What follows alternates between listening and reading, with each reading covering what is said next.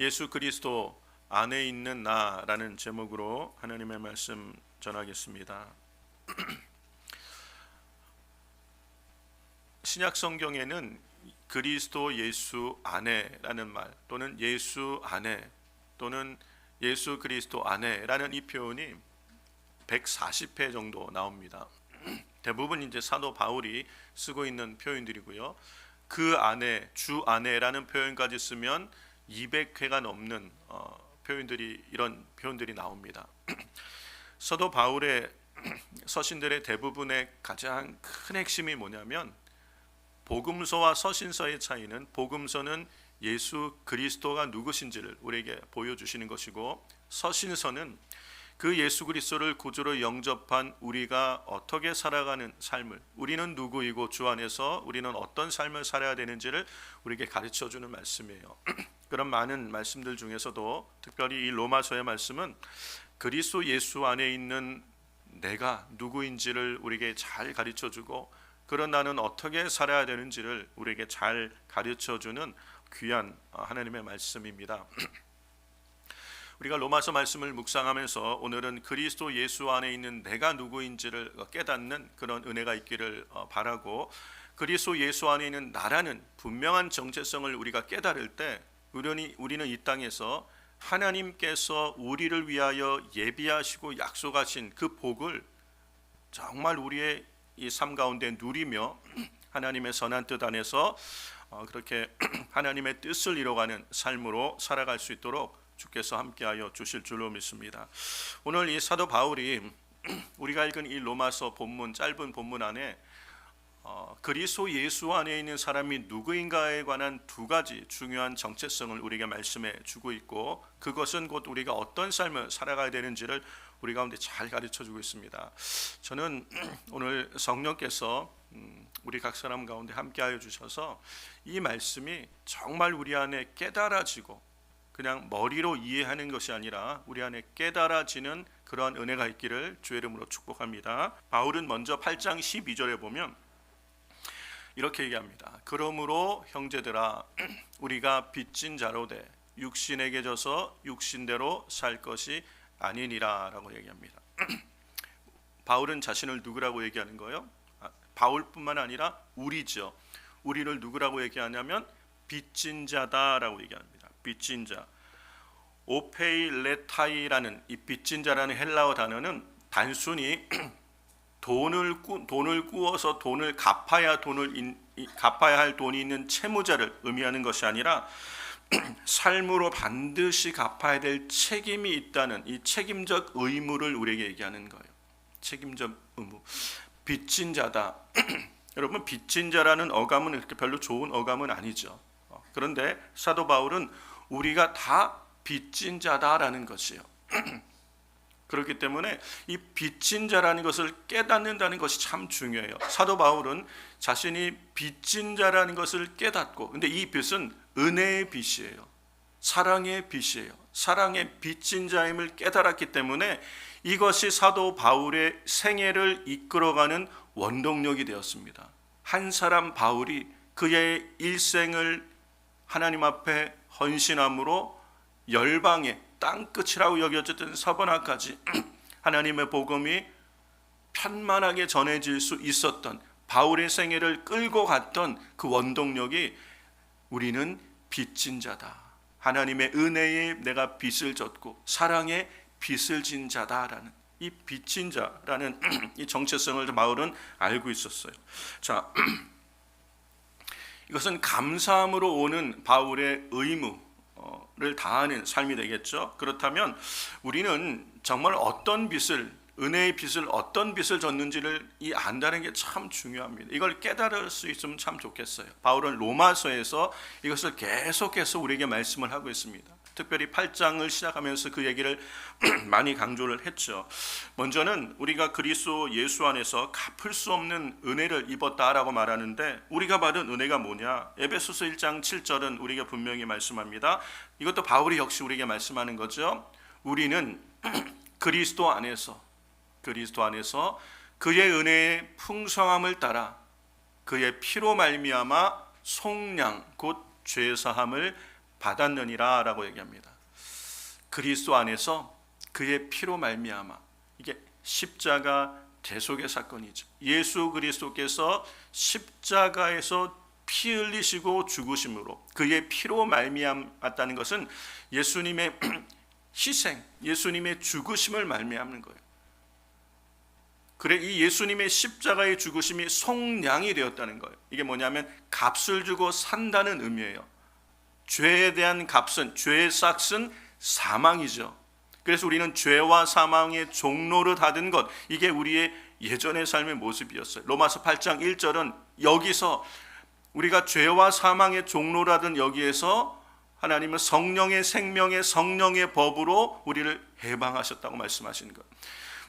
그렇게 죄와 사망에 매여 종로를 하며 그 결국은 죽음일 수밖에 없는, 죄로 말미암아 죽을 수밖에 없는 우리를 구속하셨다. 속량, 리뎀션이라고 합니다. 속량하셔서 우리에게 죄사함을 받게 하셨다는 것, 말할 수 없는 은혜죠.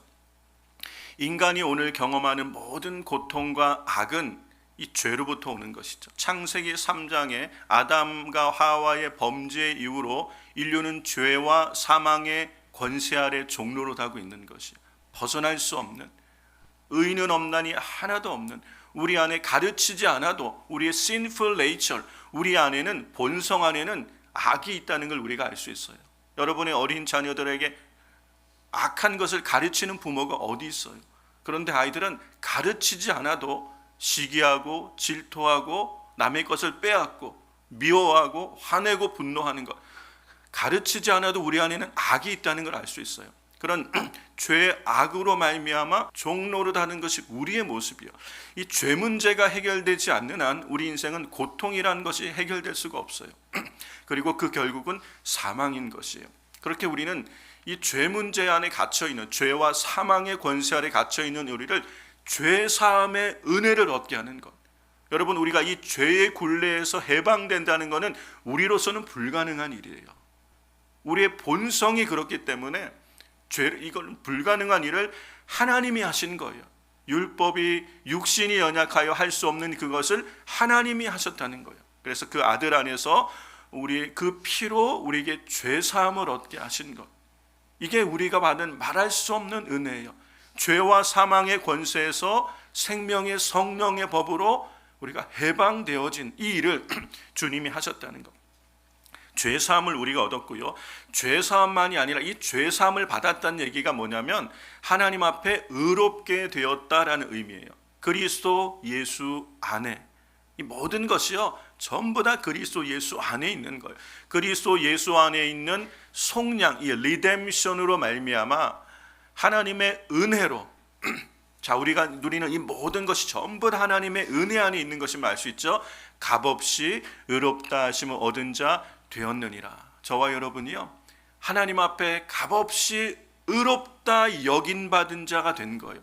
우리는 예수 그리스도 안에서 그분이 행한 십자가 이 대속의 속량의 이런 죄사함으로 말미암아 이제는 하나님 앞에 죄인이 아니라 하나님 앞에 의로운 자가 되게끔 하신 것, 이게 은혜로 하나님이 우리 안에 이뤄 놓으신 일이라는 것이, 이게 십자가 사건이에요.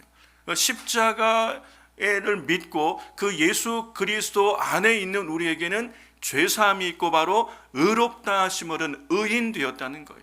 그래서 다른 성경에 보면 그리스도 예수 안에서 너희가 하나님의 의가 되었다라고 얘기하는 거예요. 여러분, 우리가 조금 곰곰이 생각해 보면 우리가 어떻게 하나님 앞에서 의로운 자가 될 수 있을까? 참 우리로는 불가능한 것이 하나님께서 은혜로 우리 안에 하신 일이라는 걸 알 수 있어요. 뿐만 아니라 이 죄사함과 의는 우리에게 부활과 영생으로 우리를 인도하는 걸 볼 수 있습니다.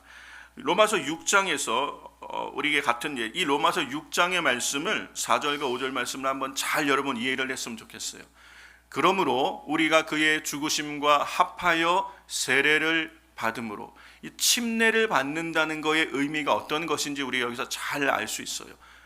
우리가 그의 죽으심과 연합하여 침례를 받음으로 그와 함께 장사되었나니, 우리가 침례를 받는다는 것은 예수님의 죽으심에 내가 연합하는 거예요. 예수님의 죽으심 안에 나의 죽음도 있음을 고백하는 것, 이게 신앙의 고백에 침례를 받는다는 것의 의미요. 예수님의 죽음 안에 내 죽음이 있다. 예수 그리스도께서 죄를 다 지시고 죽음으로 죄의 값을 지불하실 때 나의 죽음도 거기 있는 거예요. 나도 함께 죽은 거예요. 로마서 7장에 죽어야 죄의 법에서 자유함을 받을 수 있다고 얘기한 거예요. 예수님의 죽음 안에 내 죽음이 있기 때문에 죄가 더 이상 우리 안에 권리를 가질 수 없는 이유가 여기 있는 거예요. 죽음으로 죄의 값을 끝낸 거예요. 그런데 우리는 어떻게 죽는 거예요? 예수님의 죽음 안에 연합되는 거예요. 예수님께서 죽으실 때 내가 그와 함께 죽었다. 다시 한번 그 4절 말씀 다시 한번 보여주세요. 자, 이어지는 말씀 보세요. 그리스도의 죽은, 그리고 이는 아버지의 영광으로 말미암아 그리스도를 죽은 자 가운데서 살리심과 같이 우리 또한 새 생명 가운데 행하게 하려 함이라. 자, 예수님은 죽으셨을 뿐 아니라 부활하셨죠. 예수님의 죽으심에 연합한 자가 바로 예수님의 부활의 생명에 연합한 자가 되어서 새 생명 가운데 행하게 하려 하신다는 것. 그리스도 예수 안에 있으면 새로운 피조물이라. 이전 것은 지나갔으니 보라 새 것이 되었도다. 이 말씀이 같은 의미예요. 그의 죽으심에 우리가 연합되어진 자기에 그의 부활에도 연합되어짐으로 예수님의 부활의 생명이 우리 가운데 역사하셔서 우리가 부활의 생명, 새 생명, 영생 가운데 살아가도록 우리에게 은혜를 허락하신 줄로 믿습니다. 자, 5절 말씀을 이걸 정리를 합니다. 만일 우리가 그의 죽으심과 같은 모양으로 연합한 자가 되었으면, 이해가 되시죠? 그리스도께서 2000년 전에 십자가에서 죽으실 때에 우리가 그 복음을 깨닫고 우리가 함께 죽었음을 깨닫고 고백하는, 이게 침례를 받는 거예요. 물에 잠기는 것은 나의 죽음을 의미하는 것이죠. 내가 그리스도와 함께 죽었고 또한 그의 부활과 같은 모양으로 연합된 자도, 이것도 우리의 신앙 고백이에요. 그가 살아나신 것 같이 우리가 물에서 다시 일어날 때는 새 생명 가운데 그리스도의 생명으로 그 안에서 사는 인생이라는 고백인 것, 이게 침례예요. 죽으심과 부활을 고백하는 것, 그 안에 내가 있는 것, 죽으심에 연합되고 부활에 연합된 자가 이제는 새 생명 가운데 살게 하신다는 거예요. 예수님의 죽으심과 부활에 연합된 자가 바로 새로운 피조물이 되는 거예요. 이렇게 침례를, 이 신앙 고백으로 침례를 받은 자에게 성령을 선물로 주시겠다고 약속하셨어요. 누가 성령을 받는 거예요? 예수님의 죽으심과 부활에 연합된 자, 그 안에 내가 있음을 고백하는 자, 동일시하는 자, 그리스도의 죽음 안에 나의 옛사람이 죽었고 그리스도의 부활하심 안에 내가 새 생명으로 살게 되었음을 깨닫고 고백하는 자, 그래서 침례라는 신앙의 형식을 따라 침례를 받은 자에게, 신앙의 고백을 한 자에게 성령을 선물로 주시겠다고 말씀하시는 거예요. 하나님의 성령은 힘쓰고 애쓰고 해서 받는 게 아니에요. 악을 쓴다고 해서 받는 게 아니라 신앙의 고백이 분명하면, 그리스도의 죽으심과 부활에 참여한 자가 되면, 예수님의 부활과 십자가와 부활을 나의 것으로 믿는 자가 되면 그에게 성령으로 인쳐주신다는, 이 성령이 하나님의 생명이신 거죠. 영생이신 분이시죠. 그분이 우리 안에 오셔서 우리가 하나님의 자녀인 것을 친히 증거해 주신다는 거예요. 우리가 구원받아 이제는 땅에 속한 자가 아니라 하나님께 속한 자, 하늘에 속한 자요, 영생을 유업으로 얻은 자가 된 하나님의 자녀 되었음을 성령님이 보증하시는 거예요. 우리 안에 계신 성령님이 우리가 하나님의 자녀인 것을 보증한다라고 지금 말씀하시죠. 그 얘기가 로마서 8장 16절에 나와 있죠. 같이 한번 읽어보겠습니다. 성령이 친히 우리 영으로 더불어 우리가 하나님의 자녀인 것을 증언하시나니. 그래서 로마서 8장 이 앞부분에 보면 하나님의 영이 없는 자는 하나님의 자녀가 아니라고 얘기하는 거예요. 하나님의 영으로 인도함을 받는 자가 하나님의 아들, 하나님의 자녀다라고 얘기해요. 하나님의 영으로 인도함을 받아요. 하나님의 영으로 인도함 받는다는 것은 하나님의 성령이 우리 안에 거하심으로 이제는 우리의 옛사람 육신의 소욕이 아니라 성령을 따라 살아가도록 인도하실 때 그 인도하심에 순종이 되어지는 사람, 성령께서 우리 안에 계셔서 이끄심에 순종이 되어지는 사람이 하나님의 아들, 하나님의 자녀라는 것. 이게 하나님의 자녀의 정체성이고 특징인 걸 알 수 있어요. 자, 그럼 다시 한번 보면 우리가 주님께로 받은 말할 수 없는 은혜가 바로 이 죄사함과 의롭다 하심과 부활의 생명과 영생을 받은 거예요. 그래서 요한복음 3장 16절은 우리에게 분명하게 말씀하시죠. 예수 그리스도를 믿는 믿음 안에서 영생을 얻게 하려 하신다는 거예요. 믿음으로 영생을 주시는 것이요. 영원한 생명이 하나님의 생명 안에 있게 하시는 거예요. 자, 이렇게 하나님의 말할 수 없는 은혜를 우리가 받았다는 사실을 깨달은 거예요. 이것은 행위로 되어진 것이 아니고 노력으로 되어진 것이고 내 열심으로 되어진 것도 아니라 하나님의 은혜로 말미암아 값없이 의롭다 하심을 받았다는 은혜의 복음을 깨닫고 나니까 이게 이제 빚진 자가 되는 거예요. 내 평생 갚아도 갚을 수 없는 은혜를 입었구나. 여러분, 세상을 살아가면서도 누군가에게 큰 호의를 받고 은혜를 받으면 우리 안에 갚고 싶은 마음이 생기는 것이 인지상정, 마땅한 것이죠. 그런데 은혜를 받고도 갚지 않는 사람을 향하여 우리는 배은망덕하다라고 얘기하는 거예요. 우리가 사람에게도 은혜를 받으면 갚고 싶은, 갚는 것이 마땅하다고 여기는 게 세상을 살아가는 방식인데, 하나님께로부터 받은 은혜는 우리가 평생 갚아도 갚을 수 없는, 말할 수 없는 은혜를 받았으므로 그 은혜의 빚진 자로 살아가는 것은 감사함으로 갖는 의무라는 것이에요. 이게 바울의 일생을 이끌어갔던, 그가 수많은 일들에도 낙심치 않고 한 사람 바울로 말미암아 복음이 그 당시 열방으로 증거되어지는 일을 이루어 가실 수 있는 통로가 여기 있다는 거예요. 나는 빚진 자다. 그래서 그럼 이 빚진 자라는 것을 깨달은 사람은 어떻게 살아야 되는지를 바울은 계속해서 말씀하는 것이에요. 그러면 8장 12절을 다시 한번 보세요. 그러므로 형제들아, 우리가 빚진 자로되 육신에게 져서 육신대로 살 것이 아니니라. 빚진 자이기 때문에 우리는 어떻게 살 것이냐? 옛사람, 십자가와 부활의 도를 깨닫기 전에 내가 내 인생의 주인이 되어서 마음대로 살았던 그대로 이제는 더 이상 살지 못한다는 것.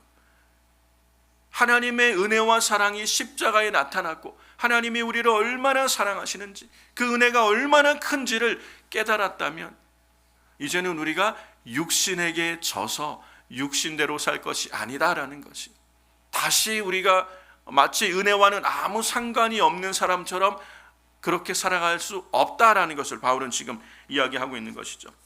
또 뭐라고 얘기합니까?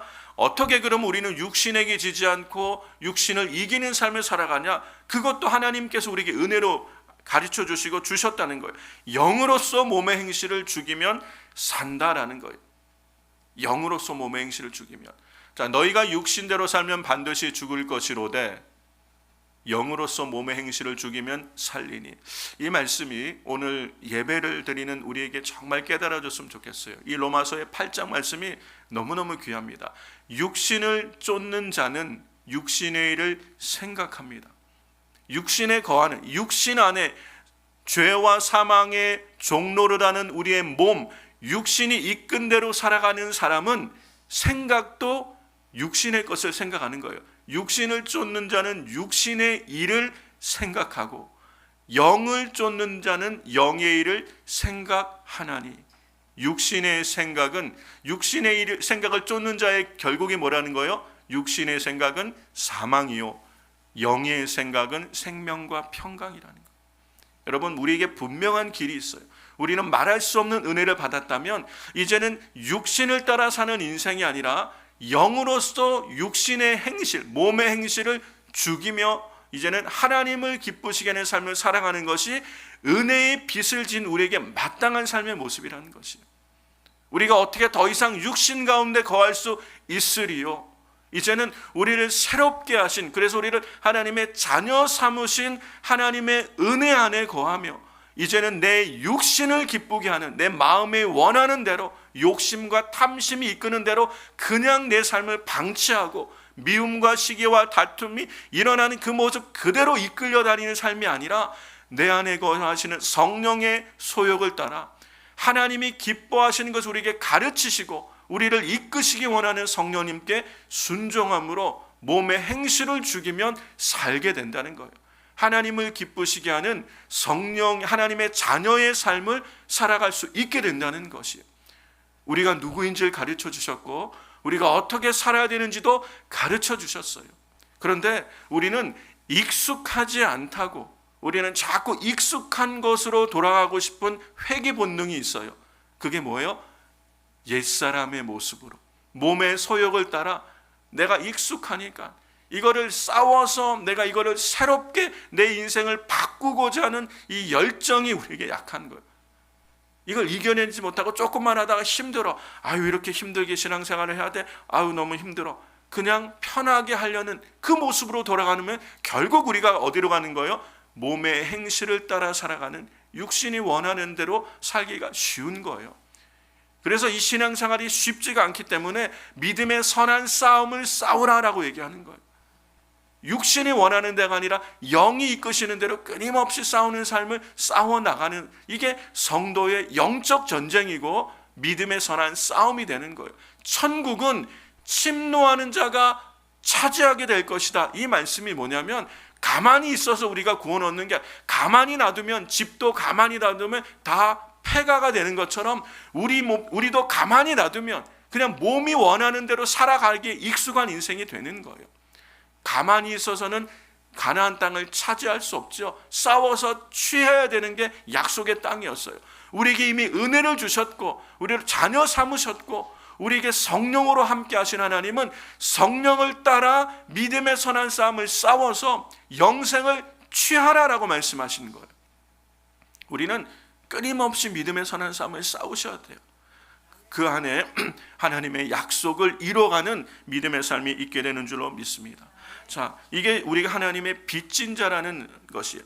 이 마음이 있을 때, 우리 안에 이 마음이 있으면 우리는 이 싸움을 할 수 있어요. 내가 갚을 수 없는 은혜를 받았구나.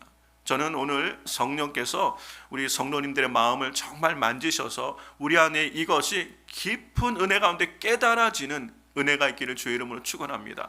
제가 가만히 깨닫는 게 뭐냐면 이것이 깨달아지고 이것이 믿어지는 자가 바울이 계속 로마서 얘기하는 부르신 자, 택하신 자더라고요.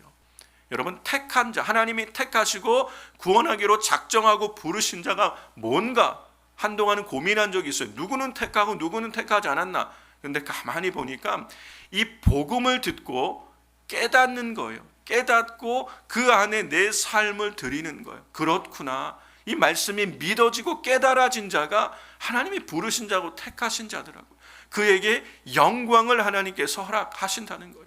그러므로 여러분, 이것이 머리로는 이해가 되는데 정말 내 안에 깨달음으로 내가 그렇게 살아야겠다는 마음의 결단으로 나오지 않는다면 여러분, 하나님 앞에 기도하시기를 주의 이름으로 축복합니다. 그럴 때 깨달아질 때 이 복음의 열정이 빚진 자라는 감사함으로 나오는 우리의 의무가 우리 인생을 이끌어가는 거예요. 고난을 돌파하는 힘이 되고요, 삶의 문제들을 풀어내는 능력이 되고요, 우리를 하나님의 선한 약속을 이뤄가는 하나님의 사람으로 끝까지 승리하도록 우리를 이끄시는 원동력이 이 안에 있다는 걸 깨닫기를 주의 이름으로 축원합니다. 이것이 우리가 빚진 자라는 것입니다.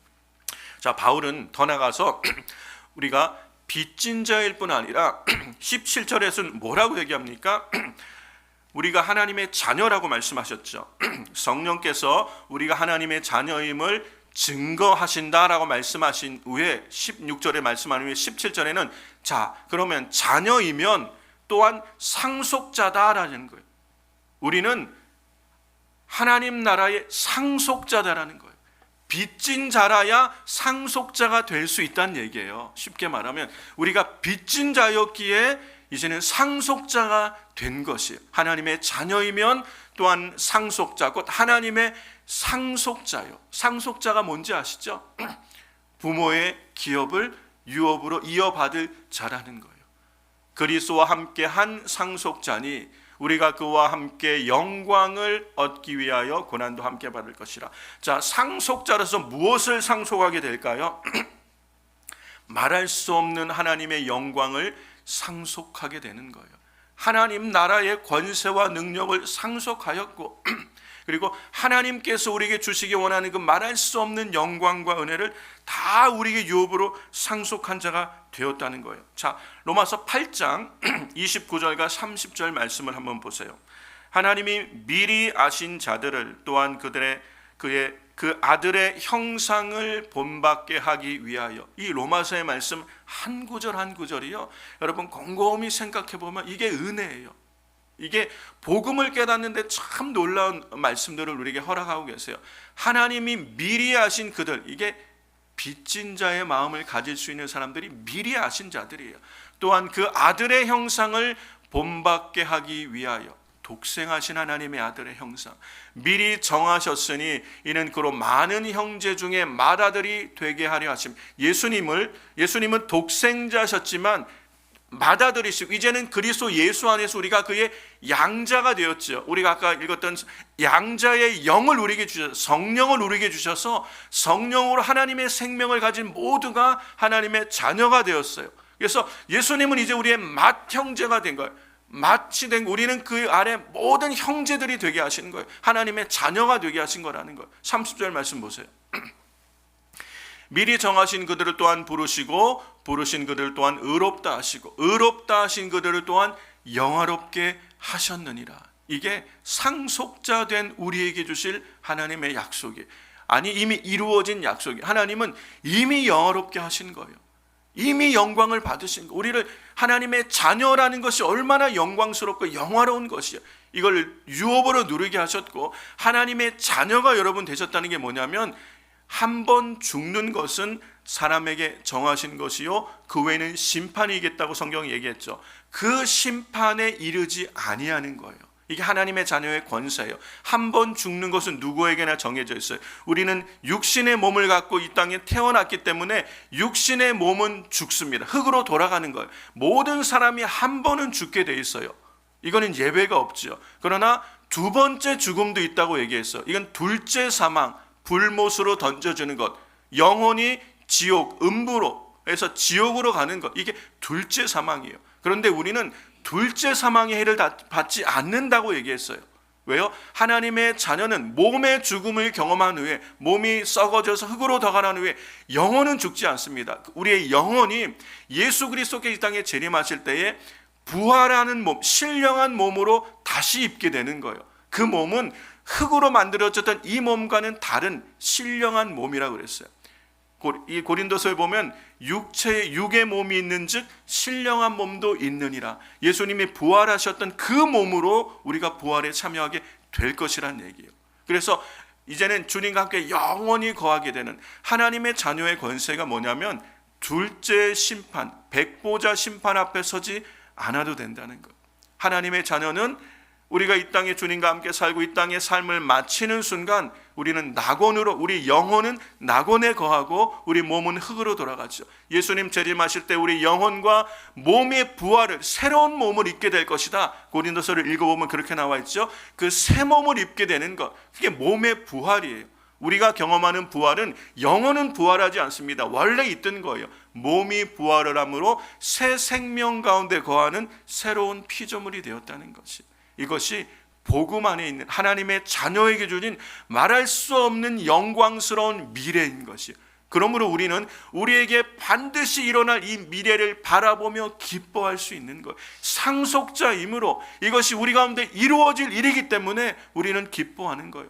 그래서 초대교회로 이것을 산 소망이라고 불렀어요. 우리에게는 살아있는 정말 참된 소망이 있지 않느냐. 이 땅의 삶의 수고를 다 마치는 날 우리는 말할 수 없는 하나님의 영광을 상속할 자들이 되지 않았느냐. 그것을 바라봄으로 우리는 기뻐할 수 있는 거예요.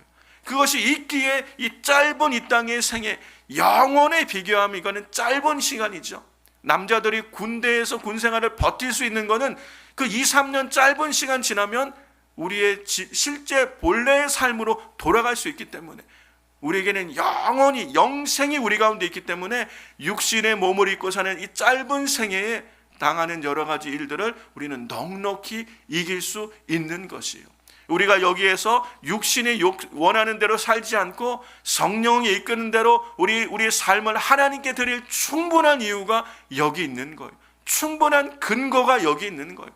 충분한 능력이 여기 있는 거예요. 왜요? 하나님의 자녀요. 하나님의 나라와 유업을 상속한 자가 되었기 때문에. 그래서 우리는 바라보고 기뻐하는 거예요. 고난 중에도 환난 중에도 기뻐하는 이유가 어디 있어요? 여기 있는 거예요. 환난을 당하면 기뻐하라. 말이 안 되죠. 그런데 이것이 그리스도인들에게 가능한 이유가 뭐예요? 우리가 상속자 되었음을 알기에 우리는 잠시 당하는 고난으로 인하여 낙심하지 않고 도리어 기뻐할 수 있는 이유가 여기 있는 거예요. 이걸 깨달았기 때문에. 자, 저와 여러분은 상속자라는 거예요. 하나님의 나라를 유업으로 얻은 자 되었고 하나님의 자녀 되었다는 거예요. 그렇다면 어떻게 살 것인가? 상속자 되었다면 우리가 그와 함께 영광을 받기 위하여 고난도 함께 받아야 할 것이니라. 우리가 이 땅을 살아가며 주의 일을 하나님의 자녀로 살아가는 삶을 살 때 당하는 어려움과 고난이 있을 수 있죠. 초대교인들은 이것이 많았어요. 예수 그리스도를 믿는 우리는 얼마나 자유롭습니까? 그런데 초대교회에서는 핍박이 올 때 예수 그리스도를 내 주님으로 고백하는 이 고백을 철회하면 살려주고 그 고백을 계속 유지하면 너는 원형 경기장의 짐승의 밥이다. 여러분, 그 앞에서 오늘 그런 만약에 일들이 우리한테 일어난다면 여러분은 준비가 되셨습니까? 이 땅에서 잠시 얻는 낙을 위하여 영생을 포기하시겠습니까? 아니면 영원한 생명, 우리에게 약속하신 영생을 바라보며 이 땅에서 당하는 고난을 감내하고 우리가 이겨내시겠습니까? 너무도 분명한 거예요. 고난을 함께 받는 것이 마땅한 거예요. 주를 위하여, 그리스도를 위하여, 복음을 위하여 하나님의 자녀 되었기 때문에 당하는 어려움들이 있을 수 있어요. 이 세상은 사랑을 받는 고난이 있을 수 있어요. 그러나 그 고난을 기쁘게 바라보며 승리할 수 있는 이유가 여기 있다는 거예요. 쉽게 말하면 여러분, 당하지 않아도 되는 고난을 예수님 때문에 당할 수도 있어요. 자, 전도하고 선교하는 것 쉬운 일이 아닙니다. 한 사람의 생명을 구원하는 것 얼마나 귀하고 값진 일인 거 다 알아요. 근데 이게 쉽지가 않아요. 대가가 지불돼야 돼요. 생명은 생명으로 얻는 거예요. 우리의 생명을 구원하시려고 우리는 값없이 거저받은 구원이지만 하나님께서는 말할 수 없는 대가를 지불하신 거예요. 그게 십자가예요. 그 아들을 십자가에 내어주신 거예요. 여러분, 한 생명을 구원하는 게 결코 쉬운 것이 아니에요. 하나님께서도 말할 수 없는 대가, 고통을 감당하시고 구원하신 거예요. 그만큼 생명을 구원한다는 게 어려워요. 그런데 오늘 우리가 한 사람, 한 영혼 구원한다고 말은 하면서 우리는 아무런 대가를 지불하려고 하지 않아요. 하다 보면 안 되면 할 수 없지라고 생각해요. 그것이 아니라 바울은 그렇게 한 것이 아니죠. 빚진 자의 의무로, 감사함의 의무가 있기 때문에 이 생명의 복음을 전하여 한 영혼이라도 더 구원하려고 서바나까지 간 거예요. 그 당시에 땅 끝이라고 생각하는 거기까지 간 거예요. 오늘날처럼 우리가 비행기 타고 또 자동차 타고 가는 게 아니라 걸어가기도 하고 배 타고 가다가 파손하여 죽을 뻔하고 수많은 고난을 감내한 거예요. 왜? 앞에 있는 영광을 바라보고 우리가 이 말할 수 없는 영광을 받은 자 되었다면 그와 함께 고난을 받는 것도 마땅한 것이 아니냐. 한 영혼, 한 생명을 위하여 고난의 길을 간 거예요. 이게 우리가 자기를 부인하고 자기 십자가를 지라는 예수님의 요청과 똑같은 얘기예요. 이 예수님의 요청에 바울은 응답한 거예요. 그게 영광을 바라볼 수 있기에 고난에도 참여하는 거예요. 한 생명 얻기 위해 나를 부인하는 거예요. 하기 싫다. 내가 왜 이렇게 손해보고 살아야 돼? 귀찮아. 편안하게 살고 싶어. 라는 나를 부인하는 거예요. 내 육체의 소욕을 부인하고 정과 욕심을 십자가에 못 박고 내 십자가를 지는 거예요. 십자가. 아무도 나에게 십자가 지라고 얘기하지 않았어요. 그런데 자원하여 지는 십자가예요. 왜? 그의 사랑을 깨달았기 때문에, 그의 은혜를 깨달았기 때문에, 그 영광을 우리에게 바라보기 때문에 이제는 그의 고난에 참여하는 거예요. 스스로 참여하는 거예요. 스스로 종된 자리로 가는 거예요. 그게 바울의 모습이었고 오늘 우리의 모습이 돼야 될 줄로 믿습니다. 바로 이 사람을 통해서 하나님은 하나님의 나라를 이루어 가시고 하나님의 생명을 살리는 역사를 이루어 가시는 것. 전도가 그런 거예요. 전도가 절대 쉽지 않습니다. 전도하다 보면 자존심 상할 일이 얼마나 많아요. 그렇죠? 우리가 손해보는 게 얼마나, 물질과 시간과 마음 상할 때도 많아요. 요즘은 그래도 사람들이 친절해서 그렇지 않은지 몰라도 예전에 전도하다 보면 문전박대 받고, 축구 한국에서 전도할 때 소금 뿌리는 사람도 있고 물 던지는 사람도 있어요. 예전에 청년들 데리고 지역 선교를 가면 문 콱 닫고 소금 뿌리는 분들도 계시고. 왜 우리가 그런 수모와 수치와 그런 모욕을 받아야 돼요? 그래도 우리가 불쾌하지 아니하고 예수님 때문에 고난받는 걸 기뻐하고 이 일을 계속할 수 있는 이유가 뭐냐면 상속자가 되었으니까 그의 영광을 받기 위하여 고난도 함께 받는 자리로 나아가는 거예요. 고난과 이 땅의 위협이 우리를 이길 수가 없는, 세상이 감당할 수 없는 사람이 바로 그리스도인들이 되는 줄로 믿습니다. 그러므로 말씀을 정리하면, 자 보세요. 우리가 그러면 어떻게 우리의 매일의 삶에서 이 분명한 정체성, 나는 빚진 자요 그리고 상속자가 되어서 은혜의 빛을 갚는 십자가를 지고 나를 부인하며 하나님 나라의 일을 이루어가는 삶을 어떻게 우리가 계속 살 수 있을까? 세 가지, 여러분 거기 나와 있는 거 짧게 한번 읽고 넘어갈게요. 자, 그러기 위해서는 분명한 것은 내가 날마다 예수님의 죽으심과 부활을 고백할 수 있어야 돼요. 이게 다른 말로 하면 내가 빚진 자구나, 예수님의 십자가를 고백한다는 건 내가 빚진 자구나 라는 것을 깨닫는 거고, 부활을 고백하는 것이 바로 내가 이제 사명으로 살아야 될 존재인 것을 깨닫는 거예요. 상속자라는 것을 깨닫는 거예요. 내가 날마다 죽노라고 바울은 고백했죠. 나는 날마다 죽노라. I die every day. 왜 이런 고백이 나올까요? 자기를 부인하는 거예요. 내 십자가를 지고 싶은데 나를 부인하지 않으면 내 안에 옛사람이 또 살아나는 거예요. 내가 왜 그래야 되는데, 내가 왜 이렇게 고통스럽게, 내가 왜 고난을 받아야 되고, 내가 왜 욕 먹어야 돼, 내가 왜 좋은 일하고 욕 먹어야 돼, 내가 왜 그래야 돼, 내가 좋은 일하고 왜 칭찬받지 못할 망정 왜 내가 오해를 받고 욕을 먹어야 돼. 이렇게 자꾸 옛사람이 살아날 때 I die every day. 나를 날마다 십자가에 못 박는 거야. 내가 그리스도와 함께 십자가에 못 박혔나니 그런즉 이제 내가 산 것 아니요 내 안에 그리스도께서 사신 것이라. 내가 이제 육체 가운데 사는 것은 나를 사랑하사 나를 위하여 자기 몸을 버리신 하나님의 아들을 믿는 믿음 안에 사는 것이라. 오늘 내가 살아가는 우리의 삶은요, 믿음 안에 사는 것이에요. 이 믿음으로 살려 그럴 때 끊임없이 우리를 괴롭히는 옛사람이 있죠. 십자가에 못 박는 거예요. 나의 죽음을 고백하는 거예요. 내가 그리스도와 함께 죽었지. 내가 그와 함께 연합되었으면 이제 그와 함께 살 것이다 라는 믿음의 고백이 되어질 때 우리는 십자가를 질 수 있는, 그리고 주님과 함께 동행하는 삶을 살게 될 줄로 믿습니다. 뿐만 아니라 성령의 인도함을 받는 삶을 훈련하는 것이에요. 날마다 우리가 이것을 훈련하는 거예요. 쉽게 말하면 하나님의 말씀대로 생각을 하는 거예요. 우리 생각을 훈련하는 거예요. 심중에 있는 생각이 우리의 생각이에요. 사단은 우리의 생각 속에 역사하는 거예요. 거짓을 넣어서 거짓에 사로잡혀서 우리의 세월을 허비하고 낭비하게 만드는 거예요. 속이는 거예요, 한마디로. 그러므로 속이는 모든 미혹을 분리하고 분별할 수 있도록 생각을 지켜야 되는데 하나님의 말씀대로 생각하는 거예요. 그래서 진리와 생명이 되시는 하나님의 말씀대로 생각하고 하나님의 말씀대로 말하는 거예요. 하나님의 말씀대로 행하기를 훈련한, 이게 성령의 소욕을 따라 사는 삶이겠죠. 그걸 훈련해야 돼요. 훈련하면 영적인 근육이 생기기 시작하면서 영적인 힘이 우리 가운데 생기는 거예요. 성령의 능력이 우리 가운데 임하여지는 거예요. 그럴 때 우리가 증인도 되어지고 하나님 나라의 일을 힘있게 감당할 수 있는 영적인 사람으로 세워지는 줄로 믿습니다. 훈련돼야 돼요.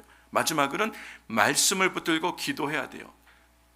왜냐하면 도전과 어려움이 올 때마다 이기려면 기도해야 돼요. 하나님의 말씀대로 생각하고 말하고 행동하기가 쉽지가 않아요. 낙심될 때가 많아요. 그때마다 기도하는 거예요. 하나님 앞에 엎드려 기도하며 연약함을 고백하며 하나님의 은혜가 나를 붙들어 달라고, 성령의 기름 부으심으로 내 안에 충만하게 임하여 달라고. 내 힘으로는 나와 싸워 이길 수도 없을 뿐 아니라 세상도 이기지 못하고 마귀의 계계는 더군다나 이기지 못하는데, 마귀의 거짓을 분별하지는 못하는데 이길 수가 없어요. 하나님 나와 함께 해달라고, 하나님의 말씀이 내 안에 역사해달라고, 성령으로 나를 붙들어 달라고, 내 인생의 문을 열어달라고 기도할 때 하나님의 능력으로 내 새 일을 이루어 가실 줄로 믿습니다. 그럴 때 우리는 하나님의 자녀요 상속자 되어서 이 땅에 하나님을 영광해내는, 예수 그리스도의 아름다우심을 세상에 증거해내는 하나님 자녀의 삶을 살아가게 될 줄 믿습니다. 이 은혜가 우리 가운데 있기를 주의 이름으로 축원합니다. 아멘. 이 시간 우리 같이 한번 찬양했으면 좋겠습니다.